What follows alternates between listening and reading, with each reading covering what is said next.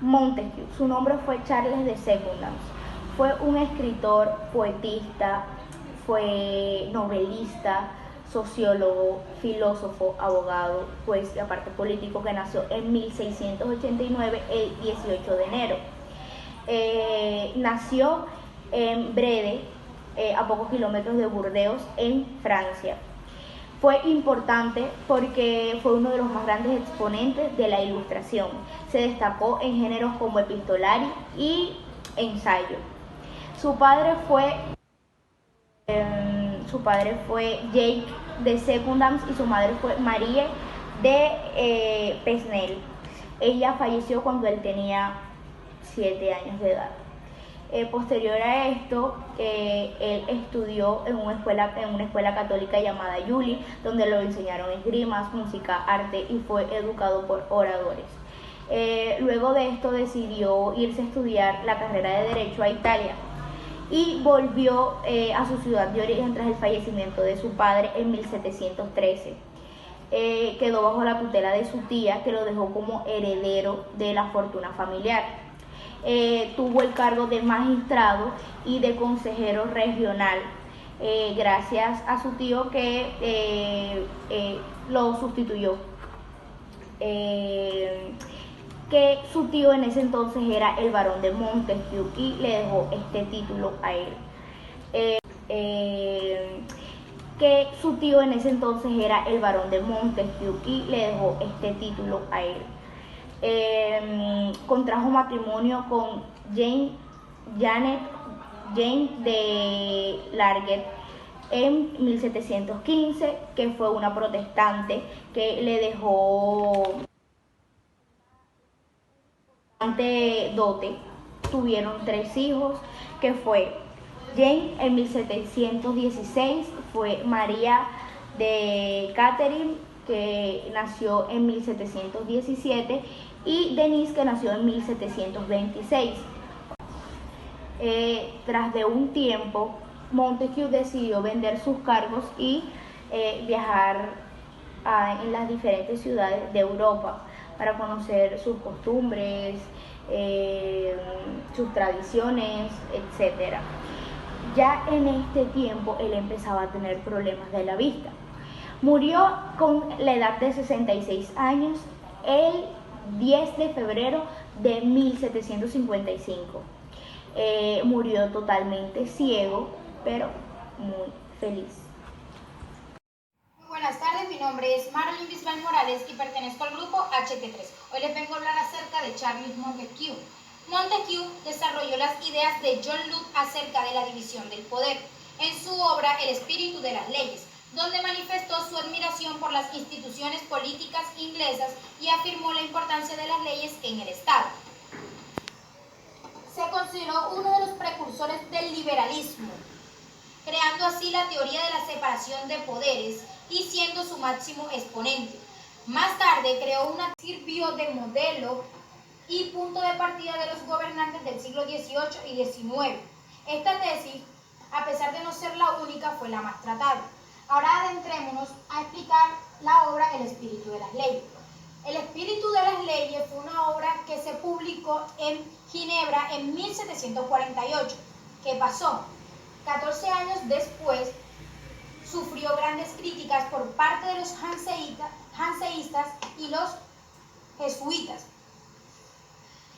Montesquieu vuelve en 1750 y hace una réplica acerca de su obra, en su defensa, claro está. Pero eso no evitó de que los romanos censuraran la obra en 1751, un año más tarde. Hablemos también de qué trata el primer capítulo de El espíritu de las leyes. En este capítulo nos habla sobre las leyes en su significación más extensa. Se le imponen e incluso que él mismo se impone. Y gracias a esto hubo la necesidad de crear los derechos positivos. ¿Qué son los derechos positivos? Los derechos positivos son aquellos derechos que son asignados por una autoridad dentro de una sociedad para crear la cohesión de un grupo. Ahora quiero hablar sobre su filosofía. Su filosofía fue algo que influenció mucho en esa época debido a que él hablaba sobre una física de las sociedades humanas. También influenció mucho debido a que él era una persona muy experimental y no especulativa. Su filosofía se basaba en lo experimental, quería buscar lo que realmente era. Y también que cada gobierno tiene sus propias leyes, pero estas se ven afectadas por el clima y peculiaridades geográficas que intervienen. De decir, Montesquieu se encargó de explicar que todo tenía que tener leyes, todo, y en ese todo incluía las divinidades, el mundo material, los animales, el hombre, entre otros. Hablemos ahora de los intereses. Los intereses de Montesquieu era explicar la variedad de las sociedades humanas y de su gobierno, y esto lo quería hacer tanto en el tiempo como en el espacio. También podemos decir que el hombre es empujado a romper las reglas. También podemos hablar de su estructura. Bueno, en su estructura, la estructura que presenta sobre la división de poder, influenciada por la práctica constitucional británica, era que estaba sujeta a un sistema de freno, contrapeso y control que se utilizaban en un modelo racional. ¿Para dónde vamos? Vamos para la tipología. La tipología que utilizaba Montesquieu era una donde era un principio de resorte que impulsaba al gobierno a cumplir con las tareas que le correspondían, y para ello utilizaban dos movimientos que fueron los más importantes. En ese era la república. La república era el principio de la virtud, el amor por la patria y la igualdad. El era el miedo. Él decía que era necesario tener temor en un gobierno despótico. También podemos hablar de las formas de gobierno. Las formas de gobierno para Montesquieu era la monarquía, pero era una monarquía donde entraba el gobernado, quien lo gobierna, pero había un poder intermedio que protegía que el soberano no hiciera lo que hiciera algo a su antojo. Esa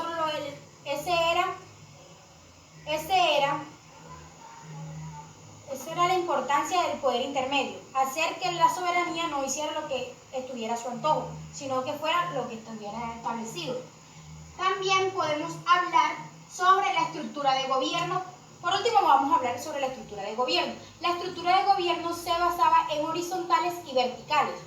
Expliquemos. La horizontal era el contrapeso que debía existir para quien ejerciera el poder. Y la estructura vertical hace referencia a la división de poder que debe existir sí o sí en un gobierno moderado. Buenas tardes, mi nombre es Angie Melissa Mellado Serna del grupo HT3 y hoy les voy a hablar sobre la biografía de Jean Rousse. Jean Rousse nació en Ginebra, Suiza, el 28 de junio de 1712 y murió el 2 de julio de 1778 por un paro respiratorio. Fue un escritor, pedagogo, filósofo y músico, definido como un ilustrador. A pesar de las profundas contradicciones que lo separaban de los principales representantes de la Ilustración, las ideas políticas de Rousse influyeron en gran medida en la Revolución Francesa, el desarrollo de las teorías republicanas y el crecimiento del nacionalismo. Su obra más importante es El contrato social. Piensa que solamente el contrato social puede ser considerado un fundamento legitimador en una relación de dependencia. El contrato social, a la vez, garantiza la igualdad y la libertad. Rousse logró cuestionar las estructuras sociales y políticas de su época. También está considerado entre los más grandes pensadores de la Ilustración francesa. Adquirió fama y nombre tras la publicación de su obra en 1750. Fue la primera obra y esta se llamó El discurso sobre las ciencias y el arte. También enseñó a educar a los niños de forma diferente. Abrió los ojos a las personas sobre lo bella que era la naturaleza e hizo de la libertad un objeto de aspiración universal, formando la expresión de las emociones en las amistades. Su herencia de pensador radical y revolucionario está probablemente mejor expresada en dos frases célebres. Una contenida en el Contrato Social, en donde dice que el hombre nace libre, pero en todos lados está encadenado. Y la otra, presente en su Emilio, donde dice que el hombre es bueno por naturaleza. Jean-Jacques Rousseau fue un filósofo que dio pie para que se desarrollaran las teorías republicanas, la Revolución Francesa y también el crecimiento nacionalista. Jean-Jacques Rousseau tuvo un principio fundamental, y es que él, en una frase muy célebre de él y que es muy reconocida a nivel mundial, dijo: el hombre es bueno por naturaleza, pero la sociedad es quien lo corrompe. Bueno, tenemos dos posturas. Primero, ¿por qué el hombre es bueno por naturaleza? Y segundo, ¿por qué la sociedad corrompe al hombre? Empecemos respondiendo a la primera. La naturaleza del hombre es ser bondadoso. ¿Por qué? Porque cuando el hombre entra en la sociedad, él no tiene conocimiento previo de qué es lo que se va a encontrar a medida de su crecimiento. Un bebé nace y desde que nace está sujeto a lo que la sociedad, a las costumbres o cultura que tiene la sociedad cercana a él, aquella sociedad que lo vio nacer. ¿Por qué la sociedad corrompe al hombre? Porque el hombre no tiene percepción propia de lo que es. ¿Cómo así? Que el hombre no es capaz o no se siente en la obligación o en la necesidad de demostrar que es, de hacer lo que quiere hacer y demostrarse tal cual como es. ¿Por qué se da esto? Porque la misma sociedad nos tiene a nosotros impresos, nos tiene sumergidos, nos tiene sucumbidos en lo que la sociedad o un grupo de gente diga que es lo que está bien y que es lo que está mal. El hombre es natural porque el hombre en sí es transparente, es profundo, es consciente, es bondadoso y busca que los demás sean igual. O sea, quiere todo lo bien para él, pero no quiere perjudicar a nadie. Voltaire, Francois Marius Arouet, París, 1694 a 1778. Fue un escritor francés, figura intelectual dominante de su siglo y uno de los principales pensadores de la Ilustración. Dejó una obra literaria heterogénea y desigual, de la que resaltan sus relatos y libros de polémica ideológica. Como filósofo, Voltaire fue un genial divulgador y credo laico y anticlerical. Orientó a los teóricos de la Revolución Francesa.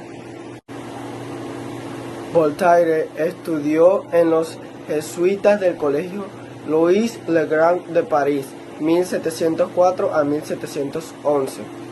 Su padrino le introdujo en la sociedad libertina del Temple. Estuvo en La Haya, 1713, como secretario de embajada. Pero un idilio con la hija de un refugiado Hugonete. Hugonete le obligó a regresar a París. Inició la tragedia Edipo 1718 y escribió unos versos irrespetuosos dirigidos contra el regente, que le valieron la reclusión en la Bastilla 1717.